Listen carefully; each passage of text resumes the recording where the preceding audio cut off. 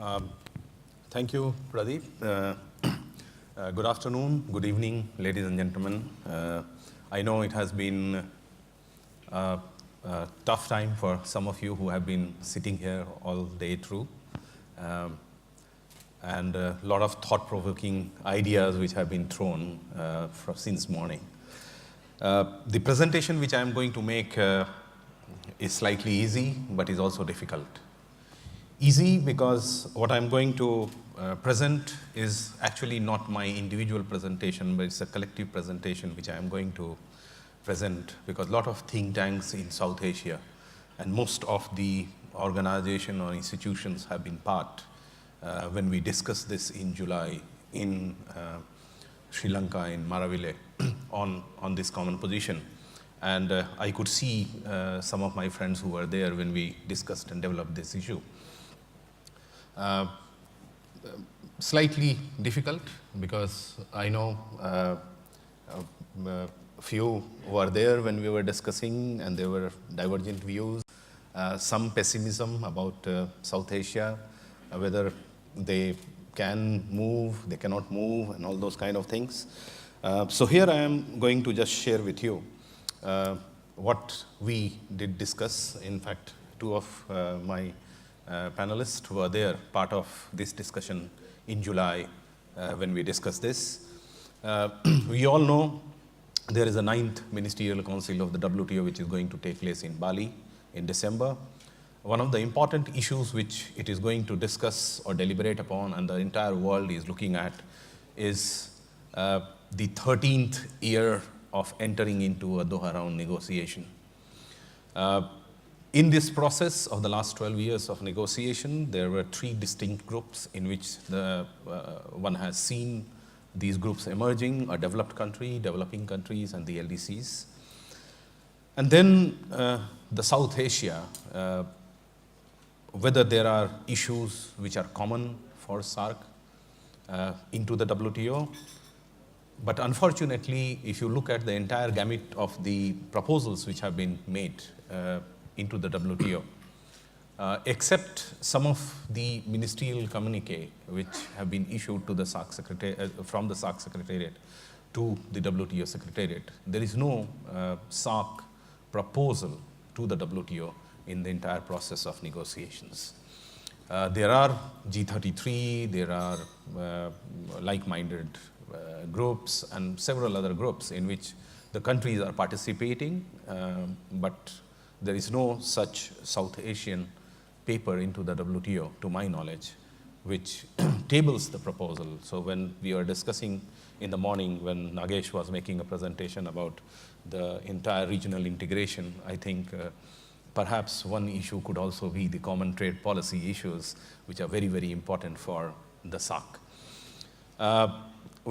This is only a history, because when the 9th round was launched in Doha, initially the developing countries were reluctant, they were apprehensive for a new round, but then they were assured of this developmental agenda, and it was stated that it has a strong developmental dimensions which focuses on the benefits to the developing countries through increased global trade opportunities, and it provides a special and differential treatment for the developing countries, least developed countries, and small and vulnerable economies. The negotiations are part of a single undertaking, and still the issues which are yet being debated, discussed, and there is no final resolution or a consensus is agriculture, some non-agriculture which is called NAMA, basically especially the sectoral proposals.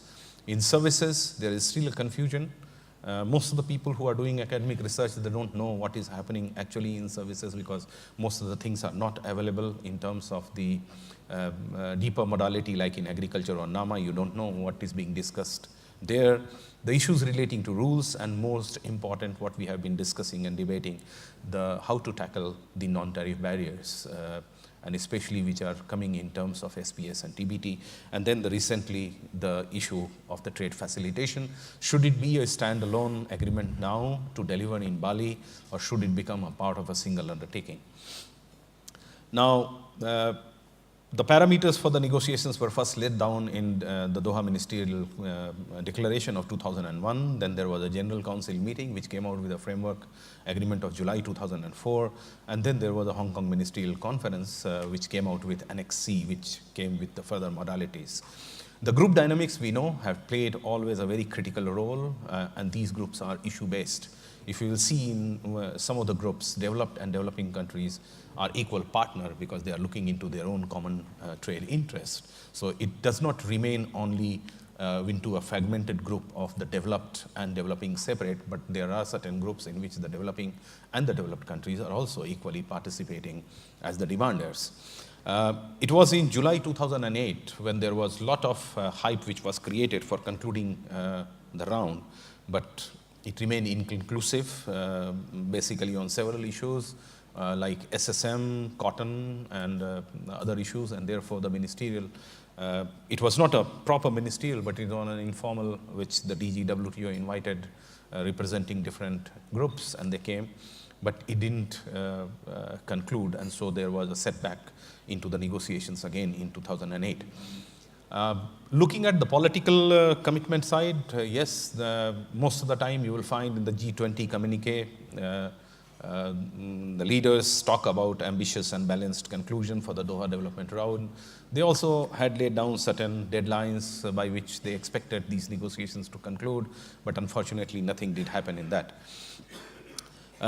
Very recently, Pascal Lamy, in his last but one TNC meeting, which was held on 22nd of July 2013, he said that there has been a relatively good level of refueling from all formats of consultations, including in negotiation groups and facilitator or friends of the chair processes. Also encouraging is the increased level of momentum in substantive engagement. And I believe that today we have a much sharper sense of the key issues that remain for urgent decision and the links between. I would say that the glass is 2/3 full. Then he says, but it would also be fair to say that the members are not yet there, and there remain only 3 months between now and Bali, and therefore he urged the members to sustain the renewed momentum and remain focused in the final stretch for the autumn. You could see that there is a level of desperation in this statement. Well, he says 2/3 full. In fact, if you would recall, or some of you who are following the WTO, it was in July, August 2008 when Lamy prepared a 20-point agenda to be discussed, and he said 17 issues were discussed. It was the 18 issues were cleared. It was the 19th, which was the SSM, on which the talks broke. So if out of 20, 18s were cleared, it cannot be 2/3. So I do not know where it is coming on from. But still, there is a long road to go from here to Bali. In between, there have been a lot of issues which have come. The relevance of the WTO, what happens if Bali fails? There was eminent panelists, including Pradeep, who was there to look into the structure of the WTO.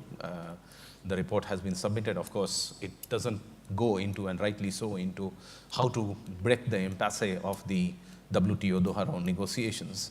But there are several issues which have been raised. The relevance of WTO, the multilateralism, is it at a risk because of the regionalism? Out of the global economic recession which we have seen, there is no political will. So a lot of issues have come, including some people saying that drop the agenda of Doha, there is nothing which countries can achieve, and therefore restart a new negotiation process. It is this which is very, very important for all the members of the WTO to take into account, including the South Asian countries, especially in the SAARC. And so we started looking at that, is there a common position of the SAARC to negotiate a Doha round, especially in terms of Bali? And that is where some of the think tanks, including UNESCAP and IPS and a lot of South Asian Economic Network, we sat together, we thought, do we need to explore what is it that is required to be done in this particular case? The first issue which came, that is there a mandate for the SAARC to negotiate collectively on Doha issues? So let me reiterate, it was the 14th SAARC summit, which was held in 2007 at New Delhi, where the heads of state or the government, they mandated the commerce ministers to work closely to coordinate their positions to ensure that the centrality of the development dimensions in all areas of negotiations for creating new opportunities and economic growth for developing countries were fully liberalized. Unfortunately, starting from 2007 till now, if you look at, perhaps there is no single meeting of SAARC trade negotiators, senior officials, the ministers to really look into whether there is a coherence in their approach for this negotiation. Of course, the SAARC, as I have stated, issues a communique which reiterates the common position of the ministers and the SAARC countries, and therefore we felt that there is a need to look for a political engagement, political process in which the South Asian countries can come together. Unfortunately, again, when we start looking at and we discuss, there was hardly much time left between the ministers when they are discussing in this process and the ministerial conference. So most of the time, it really becomes a routine work and not the actual hardcore negotiating collective position. We discussed and we found that there are several issues which are of the common interest: agriculture, food security, duty-free, quota-free for the LDCs, accession of the LDCs. Here, Afghanistan and Bhutan are two members in SAARC who are waiting since long for accession to the WTO. Aid for trade, which is new issue which is coming up, but its effectiveness is there, and then the services market access. The question came, can they be together? Well, I can quote you, and it's only a matter of record. Despite several political differences in the region, India and Pakistan have shown solidarity in the WTO, being part of several joint proposals.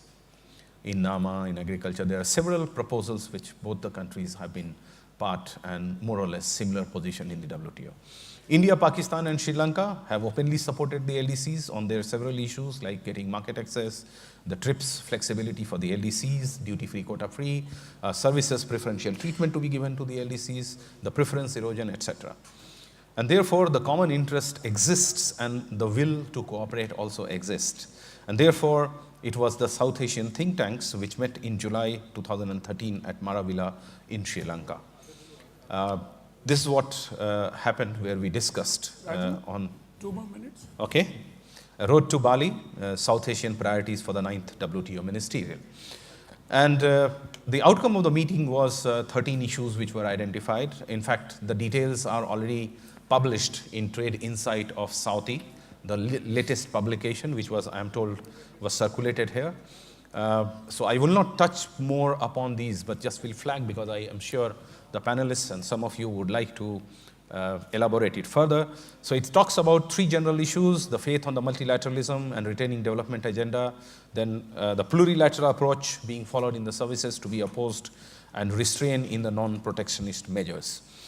Coming to 10 specific issues: the issue relating to food security, the services market access, especially Mode 4, the trade facilitation, the commitment to provide the firm commitment for the providing the technical assistance, the restraint in taking measures on the name of a climate change, also to appreciate the extension of TRIPS Article 66.1 for the LDCs, which is a positive development.